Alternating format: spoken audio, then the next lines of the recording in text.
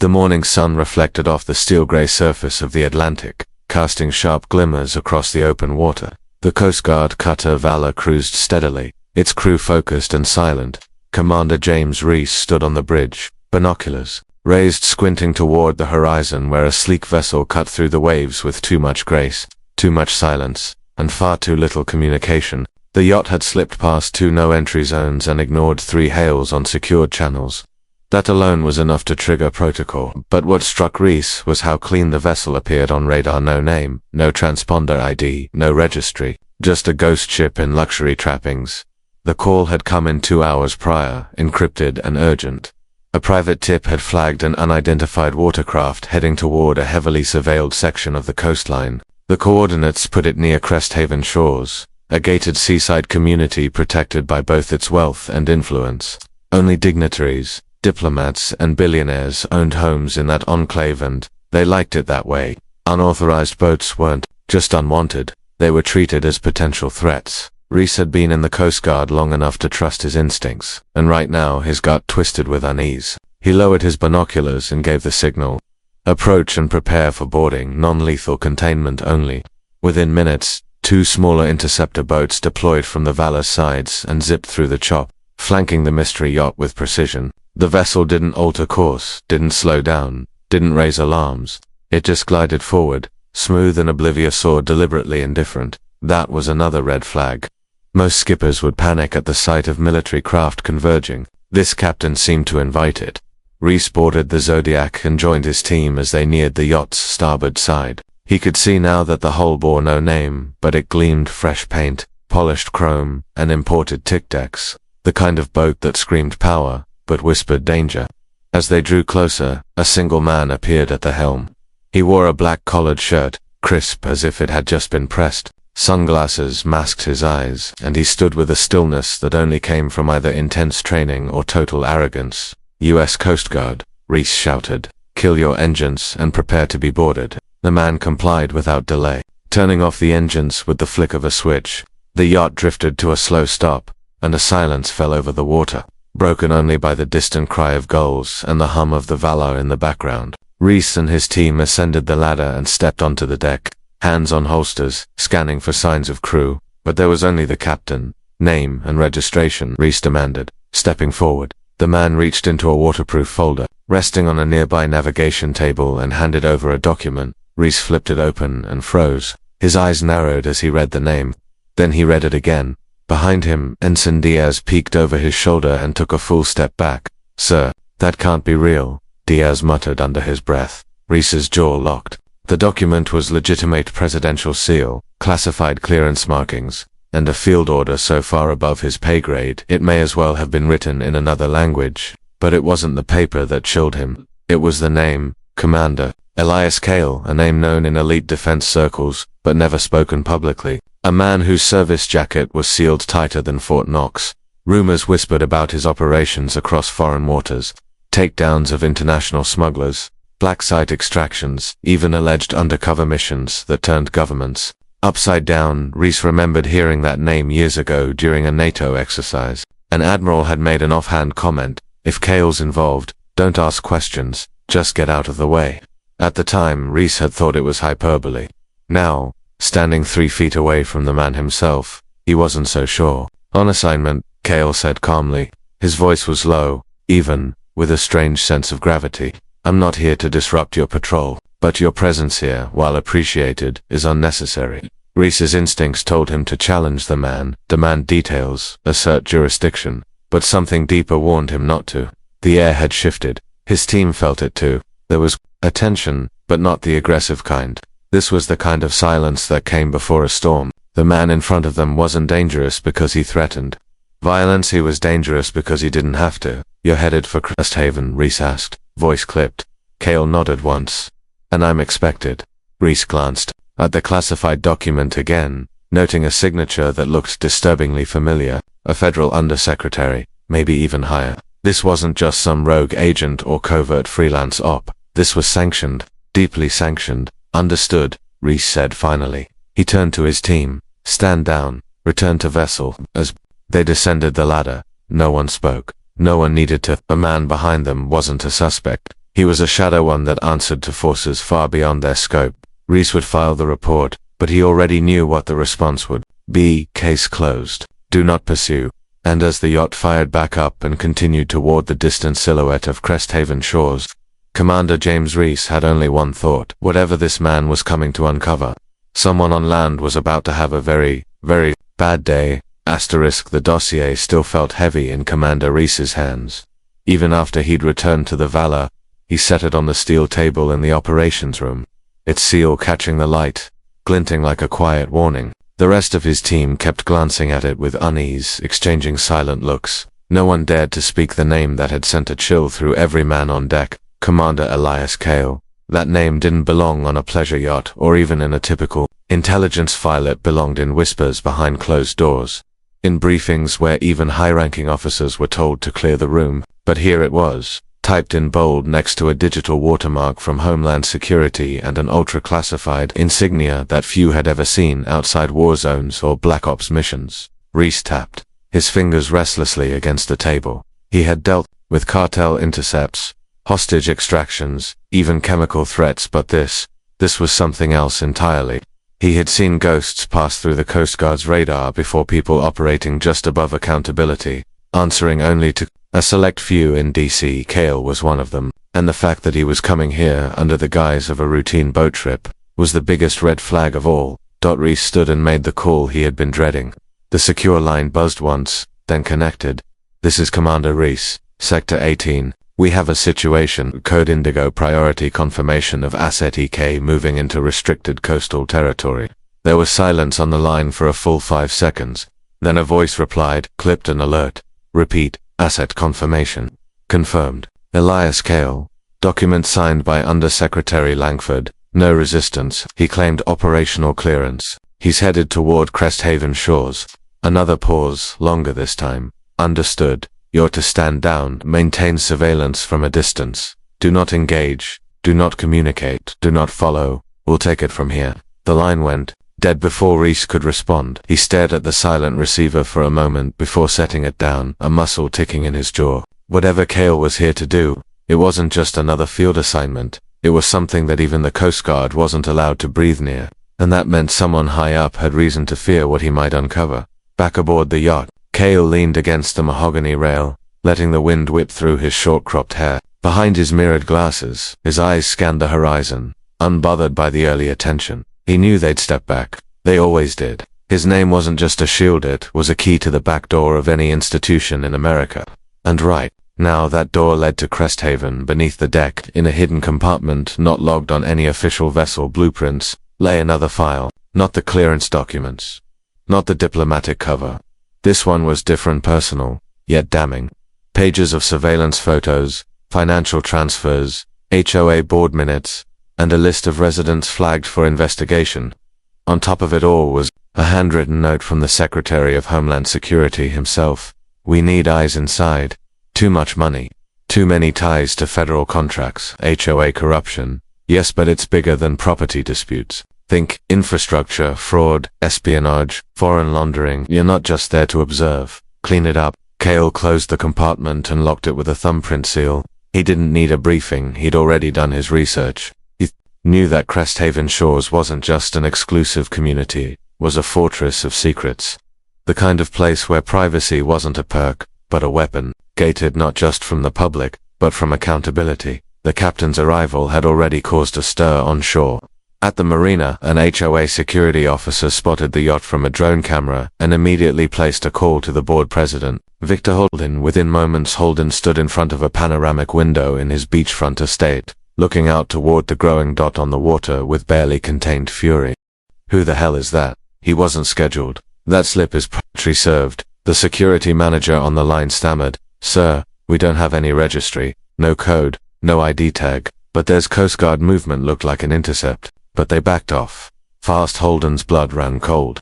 Coast Guard backing off without explanation. That only meant one thing. Someone above them had cleared the arrival. Pull the records. Get legal on standby. I want eyes on whoever walks off that boat. Back on the yacht, Cale adjusted course manually, bypassing the autopilot. His hands were steady, his movements precise. He had been trained for far more dangerous missions, but this one was different. more delicate, less about confrontation and more about infiltration. His cover was Solidan International Liaison conducting a regional survey for defense-related coastal zoning, but the real mission was to investigate several residents linked to military contracting fraud and, more suspiciously, offshore investments connected to adversarial foreign governments. The Coast Guard had played their role. Now it was time for him to play his. Cale had no doubt that he'd be watched the moment he stepped onto the dock, but he welcomed it, because when they started watching him, they'd make mistakes. And when they made mistakes, he'd be there listening, recording, and dismantling. He cut the engine as the yacht approached the private marina. The sun dipped lower, casting a golden glow on the water, while the Cresthaven skyline stood tall and proud, unaware that it was about to be shaken to its foundation. Cale removed his sunglasses and smiled faintly to himself. Let them panic, let them scramble, because the moment he confirmed his name, everything in Cresthaven was going to change. 72 hours earlier, deep in the heart of Washington, D.C., an unmarked black SUV rolled into a restricted underground entrance beneath a government building that bore no plaque, no signage, and no trace on any public registry. The vehicle came to a slow stop, its driver exiting without a word and opening the back door for the only passenger, man with sharp features, wearing a plain suit with no tie and eyes that missed nothing. Elias Cale stepped into the dimly lit hallway like a shadow returning to familiar terrain. His presence didn't turn heads, it turned silence. Heavier dot, two armed security agents escorted him down the corridor, past biometric checkpoints and reinforced security doors, until they reached a small glass-walled operations room humming with tension. Inside stood three individuals, a female analyst with a laptop, a man in military uniform bearing 2 silver stars, and at the head of the table, the Secretary of Homeland Security, Mitchell Langford. Langford didn't bother with pleasantries. He gestured to the chair at the end of the table, a stack of manila folders already waiting.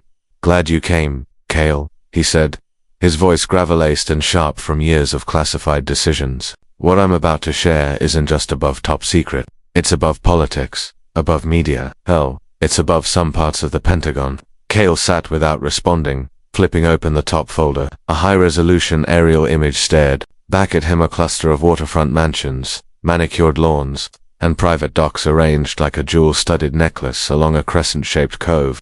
The place radiated power and exclusivity. Cresthaven Shores, Langford said. Luxury community on the coast, HOA run, shielded by private security and even a few quiet political deals. Normally we wouldn't care, but this is different. Something deep is rotting behind those hedges. The general took over, pulling up a digital projection on the wall. "We have whistleblower data, off the books, payments, redacted property, transfers, unusual land grants connected to a few defense subcontractors. The HOA president, Victor Holden, used to be an advisor on a major military drone project.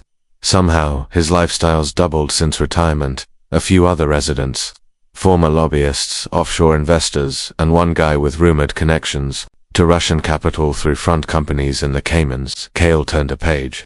Documents showed internal HOA meeting transcripts, though most were scrubbed or redacted. Still, the fragments painted a picture of control, intimidation, and high-level scheming under the cover of mundane community policy. "This isn't just about HOA mismanagement," Langford continued. "This is about national security vulnerability. If our defense secrets or infrastructure contracts are being manipulated by money laundering inside US borders, in one of our wealthiest zip codes, we're wide open." The female analyst leaned forward. "We also found an encrypted back linking the community's internal network to a shell server in Eastern Europe. We can't confirm what data's being passed, but the activity pattern matches prior cyber espionage markers." Cale raised a brow slightly. "You want a field sweep?" Langford nodded. "You're not going in as enforcement, not yet. You're going in as a federal liaison tied to a coastal zoning initiative. Plausible, boring, that'll get you in. From there, you observe, identify, and confirm. If we're right, you trigger cleanup quietly, unless it becomes a matter for public exposure, which we hope it doesn't, and if I'm wrong," Langford's expression didn't change, "then you'll enjoy a nice coastal vacation on the taxpayer's dime." Cale closed the folder and leaned back. He'd taken down insurgent networks, derailed coups, and dismantled covert smuggling routes across continents, but there was something about domestic corruption wrapped in white picket fences and HOA bylaws that always hit differently.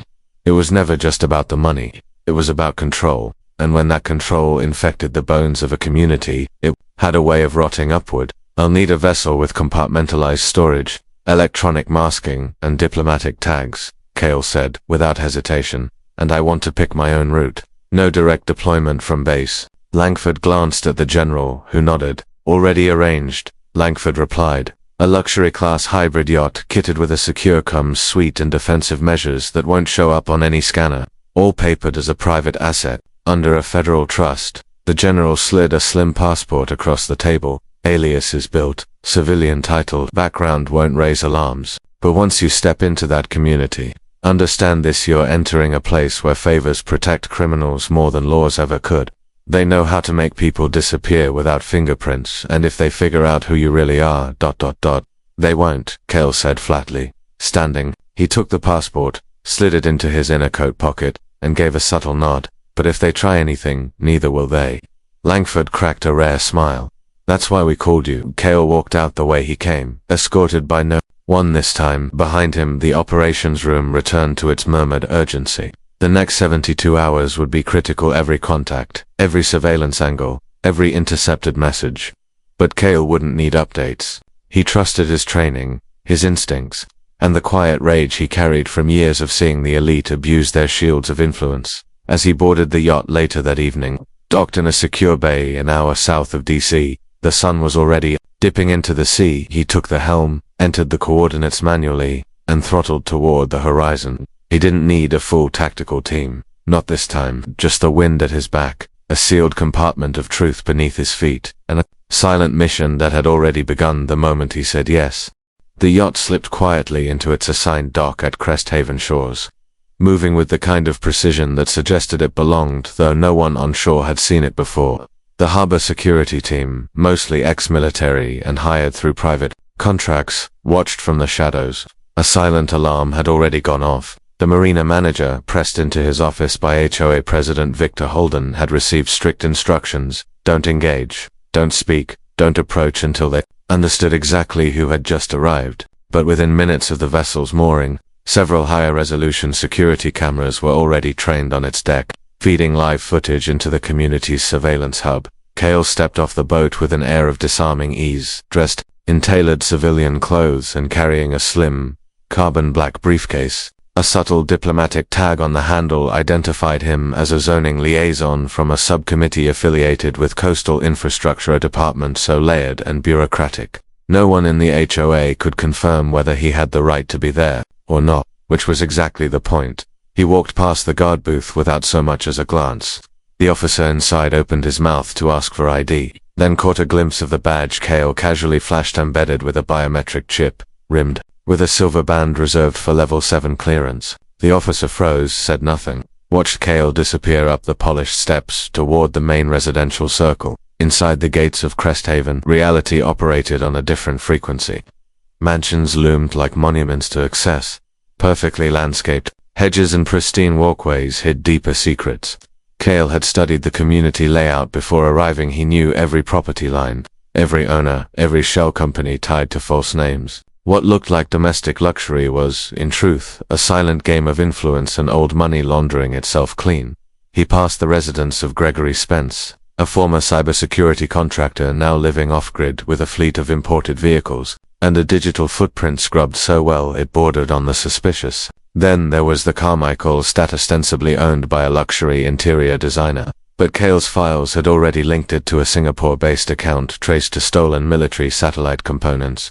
Even the HOA treasurer, Eleanor Voss, kept her windows closed and lights dimmed in daylight, rumored to be ill, but Cale knew better. She was the one who kept the books clean, adjusted fines, shifted votes during emergency quorum decisions. Cale's cover was flawless. By late afternoon, word had spread of his presence, though the details remained murky. Some believed he was a government grant evaluator, others a private zoning consultant connected to a federal housing initiative. But regardless of the theory, one thing was certain: the HOA board was rattled. Victor Holden, dressed in his signature navy sport coat and gold-capped pen clipped to his pocket, stormed into the HOA's administrative lounge with 3 board members trailing behind. On the conference table were aerial photos of Cale's yacht, still frame captures from the marina's surveillance, and a printed summary of the documents he'd submitted to gain access. Victor slammed a fist down. None of this makes sense. His badge scans, his credentials check out, but nobody called us.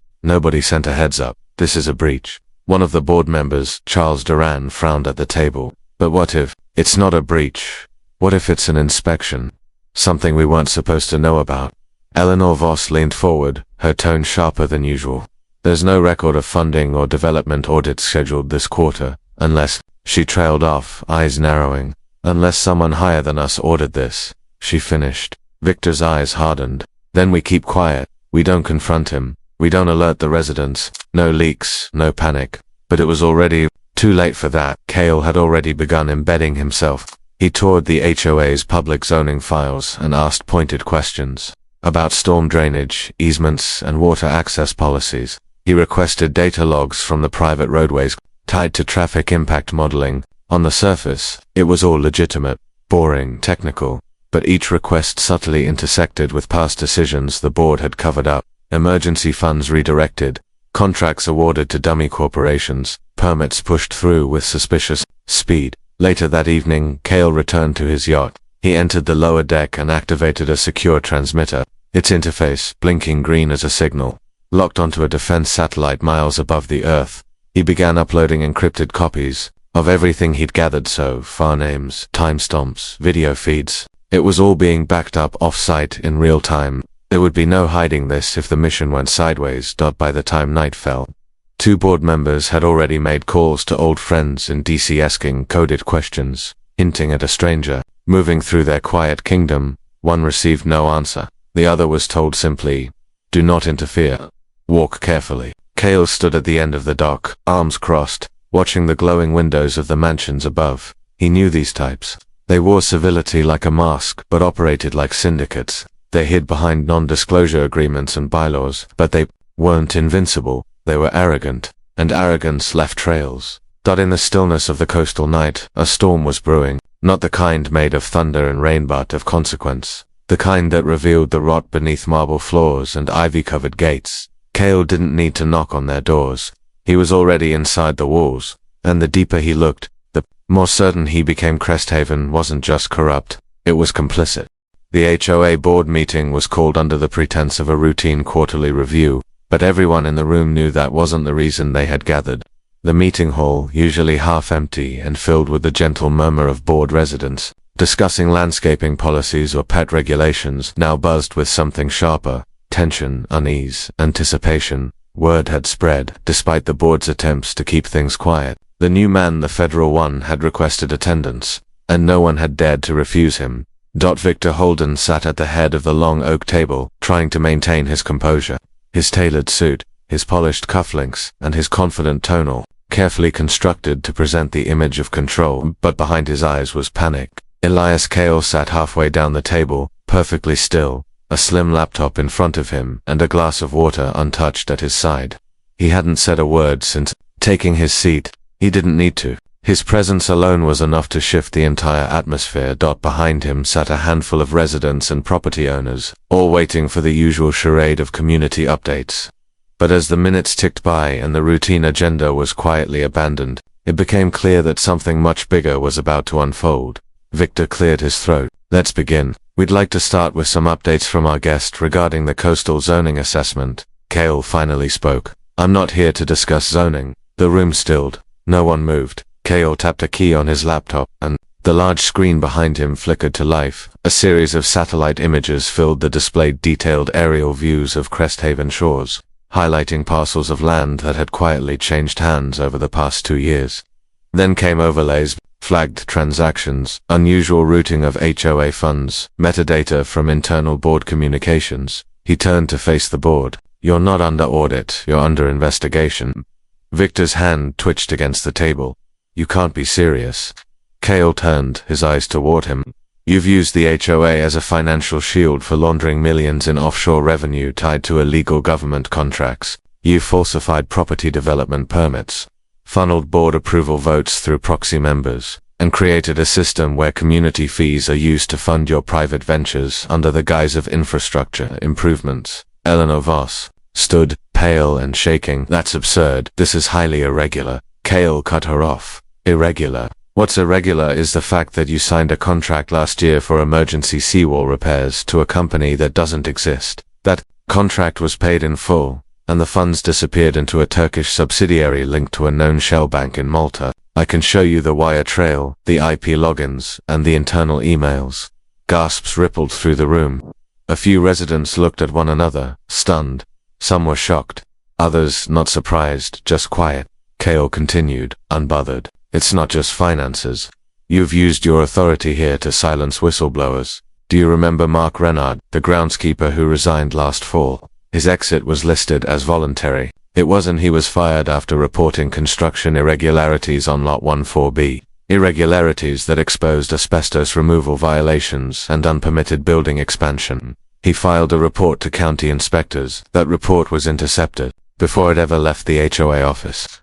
By you. Kale turned his laptop again. On the screen, a time-stamped video played grainy security footage showing Eleanor removing documents from a Dropbox, sealing them into a courier envelope, and placing them into her handbag. Eleanor sank into her seat as murmurs broke out across the room. Victor tried to push forward, his voice suddenly weak. You're making accusations with no legal standing. This isn't a courtroom. No, Kale replied coolly, but it will be. A click sounded from the rear of the room. As the side door opened, 2 federal agents stepped inside, silent and suited, their badges raised. More murmurs, more shifting in seats. The board members visibly recoiled. Victor rose, slamming his hand down on the table. You have no right to detain us. Kale stood, calm as ever. You're not being detained yet, but you are being served. Your financial accounts are being frozen. As of this moment, your HOA credentials revoked, and your communications are now being monitored by Homeland Security's Cyber Division.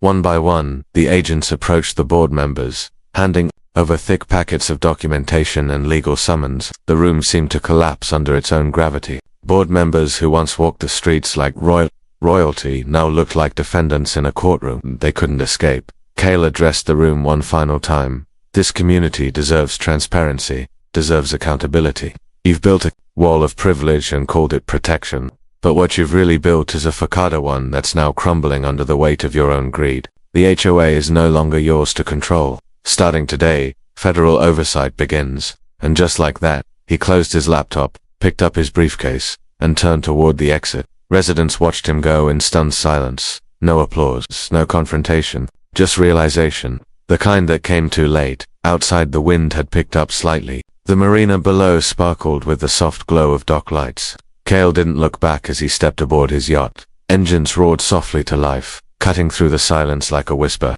Within minutes, the vessel slipped away from Cresthaven's shore, leaving behind scandal, shattered reputations, and the wreckage of a regime built on illusion. He hadn't come for revenge, he had come for truth. And now that it had been delivered, he vanished once more like a storm that warned no one, but changed everything.